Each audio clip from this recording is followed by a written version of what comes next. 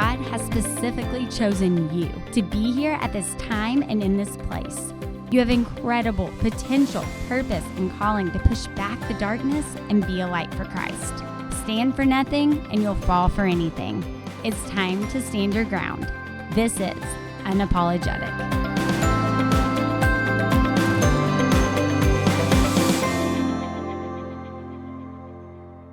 Hi everyone, welcome to Unapologetic. I'm so excited you're here today for today's episode. We are going to have a discussion with my friend Ruth Chou Simons about her new book, When Strivings Cease. We talk about how God's grace enters into every area of our lives: parenting, relationships, housework, and our calling, the calling that God has on our lives. I know that you will be encouraged, so stay tuned.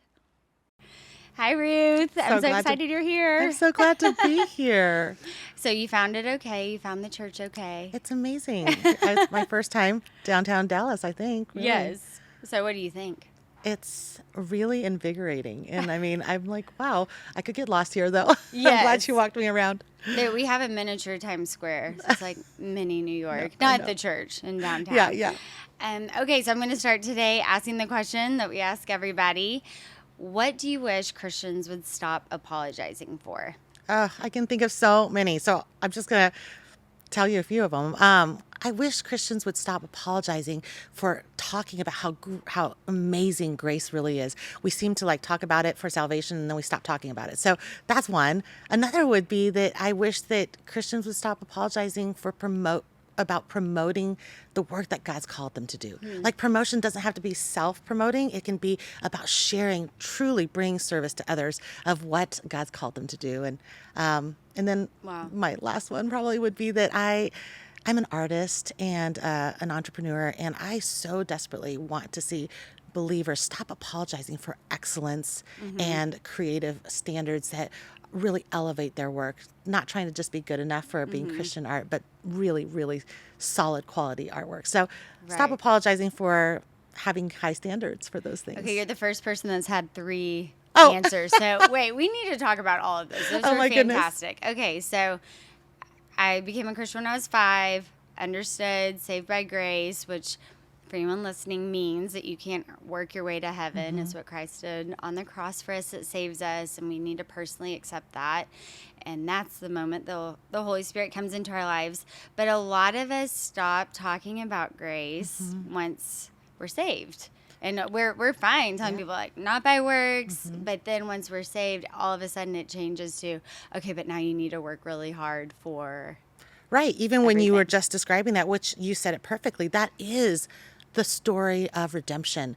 But why is it that we sometimes, as believers, Christ followers, we sometimes go, yeah, grace is what made me welcomed into the kingdom of heaven, but now I gotta preserve my place. I can see why it can be confusing, because I just got done saying, let's have a high standard of excellence. Right? But at the same time, we read in Ephesians 2, saved by grace through faith, not of your works. So which is it, right? So sometimes I think, and that's what I'm so passionate about, is really thinking, is it possible for us to not just be saved by grace, but sustained by grace? And I believe it's true. It's possible, because that's literally what salvation really is. And I think we have turned it around to start thinking I need Jesus to rescue me, but then I need to kind of save myself from now until heaven to make my life look Christian, look solid, do all the things to make me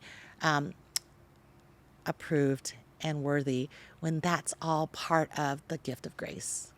Okay, so what's your definition for grace? Grace is a free, unmerited favor and welcome from God. Now, before, all my church-going friends kind of glaze over and go, yes, I heard that in VBS. So let that register for a minute. Okay. The free, unmerited, as in you didn't do anything to deserve it, but he's welcomed you, caused you to draw near, and said, daughter, son, sit here right next to me, with me forever. You'll never need to leave my side. Now, when I say that, it's only a really, really great gift if you realize how far and how lost and how much you were drowning in self-reliance before. So what's really bothering all of us when we're when we say that in 2021 there's more mental health issues, more anxiety, more stress, is it possible that we're all struggling, not just because of global drama and pandemic and struggles, but just that we all want to be known and loved. We don't want conflict. We want to belong.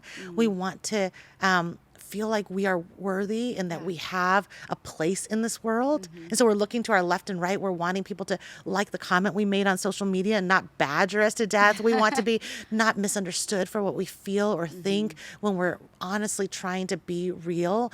And it doesn't help that we walk down the book aisles and there are a million self-help resources. There are endless resources saying, just do better, be faster, be the most amazing version of yourself, and everybody will be okay and will love you and will treat you the way you want to be treated. And so the answer and the remedy to that is so interesting because the gospel is the opposite. The gospel is come as you are, lacking all the ways to save yourself. And Christ, Jesus, will literally come and take the place of your trying to be perfect and actually make a new creation of who you are. And so that's what sustains us, is that he's at work, not just in the moment where you're like, I give up, but in the moment where you keep, in every moment from then on, that you realize, wow, I was never made to seek approval or to control my life on my own. Oh my gosh, that's so good. So I kind of think of sometimes what I hear people say is what you said, like, okay, well, grace whenever I mess up, because it's like, okay, Like give yourself a little grace. Like do the best you can, Yeah. but then whenever you mess up, just remember there's grace. Yeah. How would you bring grace into your life? Not you bring grace into your life, but how do you understand God's grace before you mess up? Like, you're a Christian. Yeah. Just in daily living. Like, what does that really practically look like? So let's look at it on a really tangible level. Okay. Like if we read through any of Paul's epistles, right? Let's talk about Colossians because I love Colossians. But we always get to the part, we love to jump to chapter 4 or wherever it's like, do this and don't do this. Right. Be kind to each other. Right. Stop lying to each other. Put off this, put on this. And most of our young people listening will be like, yeah, we had a whole series on how to love one another and how to walk in a manner worthy. Right. But what does Paul do before he gives you all that instruction? He actually starts with what Christ has done. What in the world did Jesus do for us? And they knew. They already knew. The reader already knew, but he reminded them. Right. And then from there, he said, and that means because he's done this, now you are this. He tells you what your identity is in Christ. What would happen if all of us who are like, what do I need to do to be enough? How do I figure out, and then I'm going to screw up anyway. What if we started with who God is, who we are in him, and so that when we seek to operate out of that identity, when we screw up, we go right back to, but this is secure. What's Right. secure is my identity in Christ. Right. Unfortunately, what we do is we forget the part where God is God and we're not. And then we forget the part that our identity is rooted in him. And we just try to go live the Christian life. And I'm putting the quotes because we try to aim to look the part. So when we screw up, we go, oh, well, then God's disappointed with me. I failed. I'm not loved. Oh my goodness, I'm going to be rejected. And we forget that the whole of that walking out in faith is an outflowing Right. from what you really believe. And so we can actually trace what we really believe to what we will do in response, right? Absolutely. Okay, so I've done tons on shame. That's a main way I was trained as a therapist. And I saw you say something about shame and honor. And I've definitely, I'm telling you, years of studying shame and helping people with that. Never have heard that. Can you explain what kind of you mean by that? Yeah, and I think that pairing those two words together really comes out of my cultural context. Okay. I was born in Taiwan. I'm Chinese American, and I'm certainly no expert, but in an Asian American cultural mindset, shame and honor go hand in hand. You bring honor by avoiding shame, and not just to yourself, but to the people who are tied to you. So if you, I do think of the line in Mulan, right? I mean, you do immediately think of, bring honor to us all idea, right? But really, there's such a precedent set for saving face, making sure that you look right and you're doing the right thing, you're saying the right thing, you walk into the room prepared, that you're the best, and that you're not disappointing anybody. Right. Because disappointing anyone is not just making a mistake.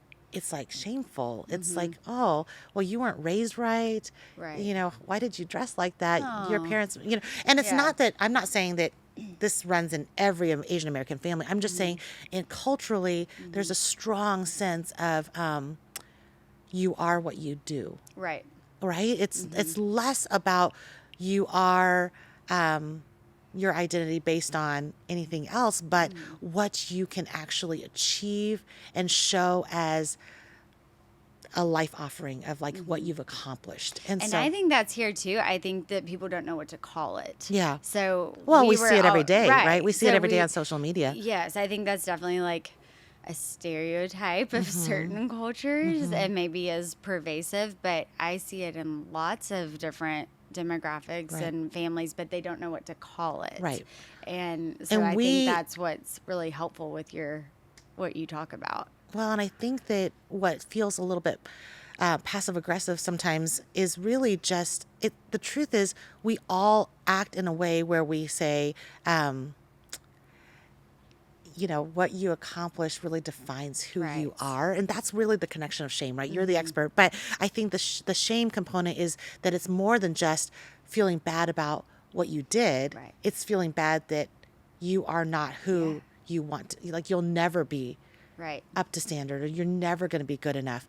And I think that's where the shame kind of weighs us down, because the only two responses to striving is either to try way harder or to give up altogether. Yes. And so when you feel shame and when you feel like I never measure up to my church or to my family, to my spouse, to my friends, and maybe in the back of your mind to God, if you have that paradigm where you don't know how to ever meet that standard, then the shame will set in, and you either keep on the hamster wheel of striving or you give up and go, I'm done. I don't want to try to please anyone anyway. I'll just please myself. Right. And that's where self-help comes in. Yes, we used to explain it as superhuman and subhuman, but you just need to live. Actually, one way it was explained was just healthy shame. Like, I can't be all things to all people. I am going to mess up.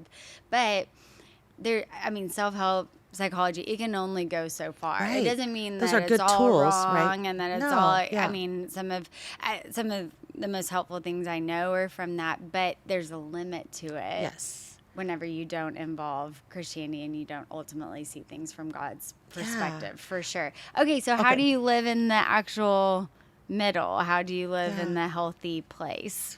So I think, to your point, self-help and self-improvement gives us tools. Right. Because we have to have tools. I mean, you do get up tomorrow morning, you don't just sit back and go, I'll just let God and my identity in Christ make breakfast. Like, that's not what we do, right? That's a great example. I mean, that's not what happens. You still have to get I up. was a terrible person today, but it's okay And because so there's grace. There's grace, and therefore Right. the blood of Christ will just make it right. I don't have to go call up my friend and apologize. That's not the truth, right? And so, practically speaking, don't let this like wash over you, just glaze over you. You have to start and think through the fact that if we look at it biblically, grace should fuel. Grace is meant to fuel good works. It's not that we do good works to earn grace. So the whole point was, it's not your good works. It has nothing to do with you being religious or smart or pretty or having a lot of Instagram followers or being like in a 3-hour Bible study every morning for your quiet time. That does not earn favor with God. Right. But having favor with God changes everything. Having that favor with God, that's why it's so important to me for my kids and for the next generation to not grow like numb to how amazing grace really is. Because when we recognize that God's welcome is free and true and good and meant to transform us, then what flows out of that is when you get up in the morning, and let's just be honest, or maybe this is, speaking about a friend, but, when you wake up in the morning and you don't want to get out of bed, and when you're maybe struggling and you're saying, I don't really know, I just feel exhausted and I don't know how to do this today. Right. no, instead of striving out of like, but I will, because nobody will like me if I don't get this done, and I'm going to check off my list so that I'll have approval. That's striving. But grace fuels the conversation that starts like this. Lord, thank you for giving me breath today. You've made me on purpose, and you've made a way for me to be in your presence forevermore, whether I screwed up yesterday or I screw up today. Yeah. And because you love me so much, I'm going to get out of bed, because this life is not mine, it's yours. And because of that, I can step forward and go and make breakfast, go right that wrong, go deal with the emails in my inbox, not because I'm going to have a horrible life if I don't do those things, or I'm going to like not be loved or welcomed, or I'm going to have all my circumstances completely fall apart. Right. But I trust you, and I know that it brings honor to you when I live my life in accordance and in alignment to how much you've loved me first. That's literally the prayer I have to pray almost every day. I literally have to pray. Is it hard to have 6 boys, or you know, do you get tired? I gotta tell you, it is literally, whether your circumstance is like mine, that's like unlikely, 6 boys or triplets. I mean, those are unlikely, definitely difficult circumstances.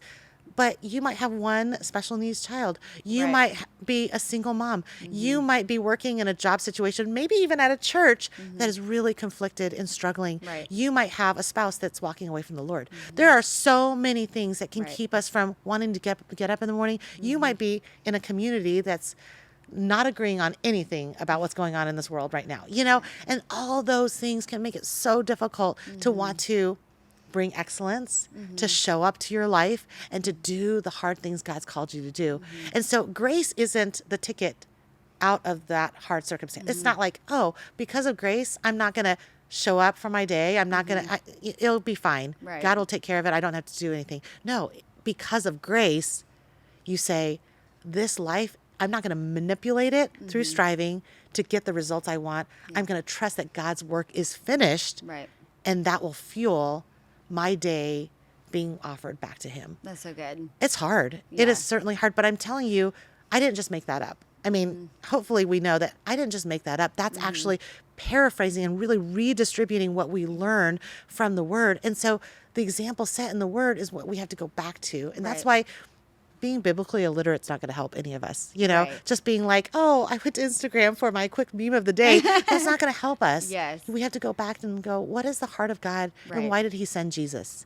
Because if we start there and realize how desperate we were without Christ, grace will become so much more amazing than we're giving it credit for. Yeah, that's so good.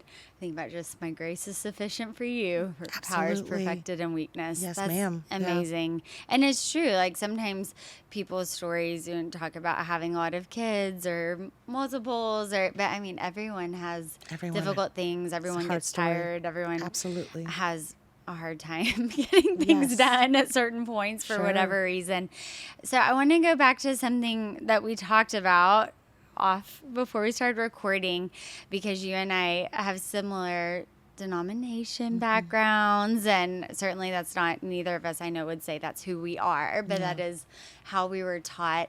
And you talked about how a lot of times with women it's about scrapbooking and painting, and as someone who literally hates crafts, it's hard to figure out where sometimes women fit in if we don't look like we love to cook, or we love to do the what's been just kind of stereotypically feminine. So what do you say to that? How do we make places for women? Yeah.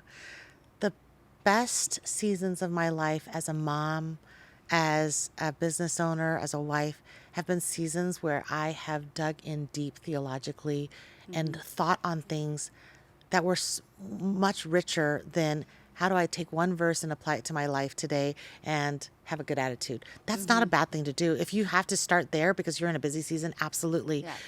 But I think we undermine how women can change the world because we forget to have a deeper conversation to educate and strengthen women for leadership. Wow. Meaning, ultimately, if we think that the next generation will know how to lead, treat women well, serve their communities and have wisdom, it's going to be because women weren't just making cookies. Right. It will be because women were taught the Bible, and that women were discipled, and that women were discipling women, and that women were leading ministries besides hospitality. Even though hospitality is absolutely the entry, it is the entryway into every ministry. But so many women don't enjoy cutting, gluing, decorating. No, nothing spiritual about that for me. Yeah, like it really some women takes deeply my energy. Yeah, some women deeply want to have a conversation about the hard things of the Bible, or maybe want to really understand core doctrines of their faith that nobody's spent the time to talk to them about. And it doesn't mean that you have to get a seminary degree, and it doesn't mean that you need to go and be some public minister. It means that every one of us needs to be an everyday theologian if we want to change the world. And so there's no more room for us to just say, even if your service in the church is that you're bringing 24 cookies, I love it. If you can make cookies, I'm like so grateful for you. Yes. But don't underestimate the fact that you as a woman are given every opportunity with the Lord to grow in your faith and impact the people in your home and your community for the gospel at a deeper level than just what you can produce. Right. And I talk to a lot of younger girls called to ministry, and I can't tell you how many conversations they just look at me and say, so what can I do?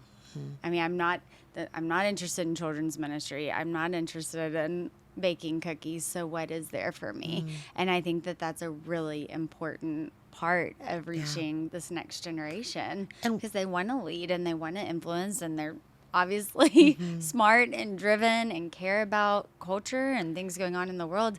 So we need to empower, not just confine them to one area. And I think one of the ways we do that is we set the example of not having gatherings necessarily be centered around a craft or fashion or having tea only, right? Where some of the women really enjoy graphic design, and they want to help serve their communities by creating good logos, right? Or running sound equipment. I mean, I think about all the ways in which women have strong, creative, and even like super wise input for so many departments besides simply on things of hospitality, decor, or children. Even though all of us were made nurturing and in some ways, absolutely, domestic and hospitality oriented. But goodness, I have never met a mom who is more effective than a mom who knows her Bible. Right. And so let's invest there. Let's invest in the younger generation to know their Bibles, because it could go the other direction. Don't you agree? Like we can say, well, women are gifted at all these things. So we say, do those things. And if it doesn't flow out of knowing Christ in a deeper way, then we're just creating a problem in the other opposite direction. And because I think also just knowing how you're gifted, like what has God given you to do, what abilities, what giftings, and where we are most fulfilled. And I think not in shame when we are doing what we're called to do. I mean, not that it's a wonderful way to go, but if somebody told me personally, like the way that I'm driven and excited to do ministry, if I am not serving in my church and I am not speaking and writing, that doesn't help me fulfill my calling. I've had times where I was like, you know what, I'm just gonna forget these things that I'm really passionate about, and maybe I should just really try to learn to cook, and maybe I should really try to learn to do these things. But it's not how God's gifted me. It's not where my passion lies. And so really it was still a shame. I mean, I ended up in shame because it's not my favorite thing, and it's not really the major way I contribute to my family or to my community. So I mean, I just think there's a lot of freedom there. Yes. In realizing, and there's no formula. And I don't think there's any magic in being the best casserole maker. There's no magic there. But I'm glad some people do it. But I would say, yes. But I would say also, when we're talking about the topic of striving, for example, striving can come in, it's sneaky. You can be a striver domestically and take pride in controlling your environment by making a home cooked meal, but you could also be a striver by avoiding serving your family and saying, well, I don't want to do that because I'm so much better at these things that make me feel like I have self-worth. So isn't it really a matter of the heart, right? Because at the end of the day, we're just called to serve. We're called to do hard things. We're called to be faithful right where we are. Yeah. And if right where we are, right that minute is to clean out your pantry, whether we like it or not, sometimes that really will help get our families reestablished. And nobody likes to clean out your pantry, but some of us are better at it. Some of us are not so good at it, but we still do it anyway. Right. But to not be fearful to step out. I think that's more importantly what we're saying is for the next generation, don't be afraid if God's wired you to write a lot or to speak the things that you're growing in, or to be artistic or to run sound equipment, whatever it is, step out and know that you can use those things to the glory of God. Yes. So I've had to change that some because since I work so much with the teenagers, I'll come up with girly events and they'll raise their hand and say, but can we do what the boys are doing? And so just even changing that a little bit and not confining to one idea about womanhood and girls, of course. Okay, so I do want to talk about, because your book is, of course, When Strivings Cease, and the counselor in me loves talking about balance and getting everything in order and reducing anxiety. The minister in me knows we don't have enough people serving in the church. Most Christians don't witness. That's the statistic. Never share the gospel. And so what is the balance there? Because I hear a lot of people say, well, we're not going to make it to church because I've worked all week and it's important to have family time, or I can't serve because then we're out too late. And so that really is the two different sides that I see. What can you say to that? Well, the first thing that comes to mind when you say that is I still go back to the Apostle Paul, and he exhorts us to walk in a manner worthy. It is not walking in a manner worthy of the grace that we've been called to sit it out and to not be part of the body and to not serve. Now, I think the part that we get hung up in is we're not bound to the law. We're not earning our favor by signing up for children's ministry. We are not suddenly in the family of God just because we're tithing. That's not the ticket in. Right.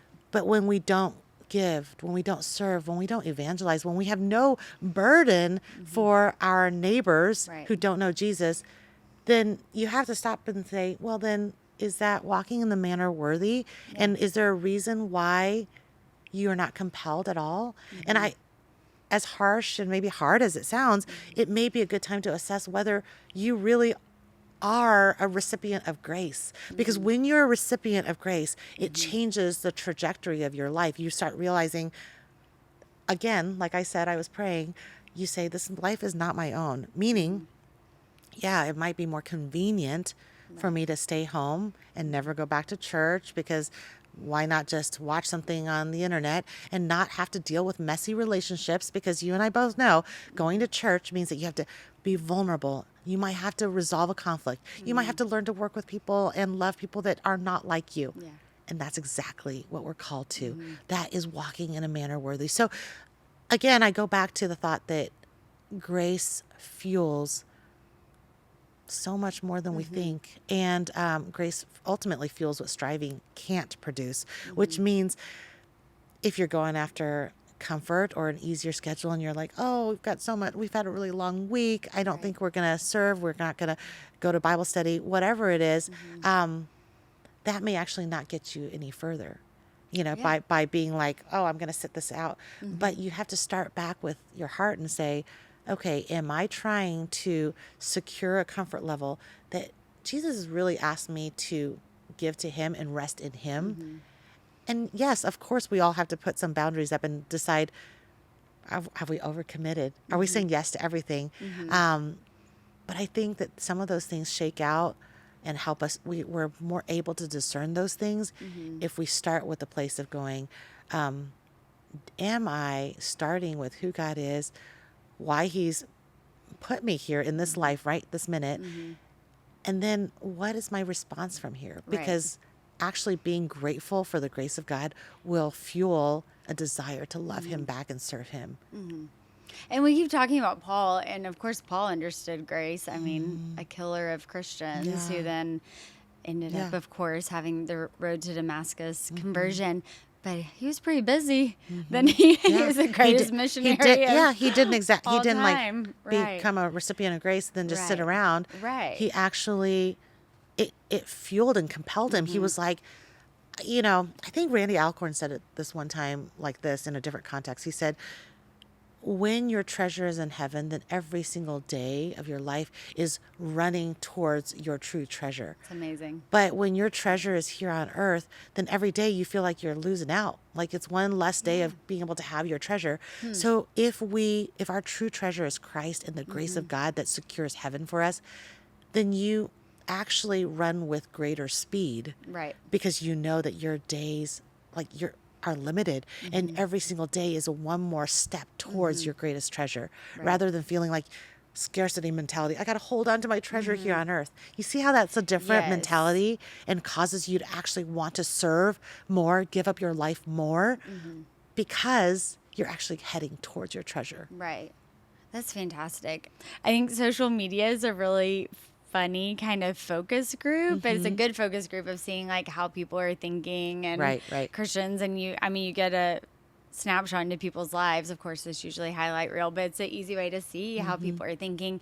And I just know I see a lot of people go back to the famous quote, if you want to change the world, yes, Mother Teresa, on your family. Go home and love your family. Right. And that's so good. I think one thing that we do in our family, and I would love to hear what you do with your boys, is we don't separate. Like, we don't separate our ministry from our family time. We're like, this is how God's called our whole family. And so we say, like, we are in ministry. Of course, they're toddlers, but so that there's not always this conversation of, oh, hopefully this is over by 1:00 so we can finally go home. Right. Like, instead of we're the same way. It's all of us. We're the same way, even to the point, and I don't think I share this very often, so I'll say it here, but even when I write an Instagram post, I have my boys read it so often. My husband always reads it. They know what I'm doing on my phone. I don't go sit in the corner and go, I'm busy. I'm like, hey guys, I'm really trying to serve people. God's given me this audience. I literally don't know why I have these people here, but that God gave them to me. So I'm going to try to serve them well. What do you think? Does this represent what happened today? Do you guys want to read this and think, so that they're part of it. Right. And I'm not separating sacred and the secular. Right. That we're putting those two things together. And ultimately, it's kind of living out the Deuteronomy 6 idea that we would talk about his faithfulness when we rise, when we go to sleep, when we're going along our way. It should be about our everyday life. And so then you stop thinking, am I doing this for God? And then now this is me time. Oh, now this is my church ministry time. And now this is my soccer time. When really, if you're a sideline soccer mom, that is ministry time with the mom sitting next to you. If you have a ministry opportunity to lead at church, go and lead that. But know that every minute of your life is about stewardship. Yes. And so I'm not just trying to be lofty about saying it, but I think it changes your mind. It makes you, if you realign with that and say, stop thinking that you've been given some minutes to serve the Lord with and some minutes for you to strive and make something of yourself. Yes. Everything is a gift from the Lord and it's for the Lord, right? Yes. So ultimately that shapes the way we act and what we say yes or no to. And how we explain things to our kids. Yeah. So our daughter's type A already and just mini me. And so she'll say, what's the plan today?